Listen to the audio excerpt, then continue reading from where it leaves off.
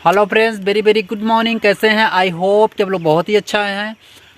Welcome है मेरे new blog में। आज सुबह सुबह बहुत ज़्यादा बारिश हो रही है। रात को 4 बजे से ही बारिश स्टार्ट हो गई है और हम लोग अभी आए हैं अपने खेत में देखने अपने आलू को जो लगा है, हमारे आलू प्याज और लहसुन जो लगे हैं, आए हम लोग देखने खेती को। आलू उग चुका है गाइस। आप लोग एक के कंप्लीट करवाइए। आप लोग को आलू जरूर खिलाएंगे हम लोग। हाय गाइस, ऐसे प्यार दुलार सम्मान देख बनाइए सकते हैं रखिए। इधर हम लोगों का घर बन रहा है। अभी इधर राहर बोई गई है। इधर देख सकते हैं इस खेत में धनिया बोई गई है और उधर जो है बैक साइड में आलू, पीछे आलू साइड बोई गई है। और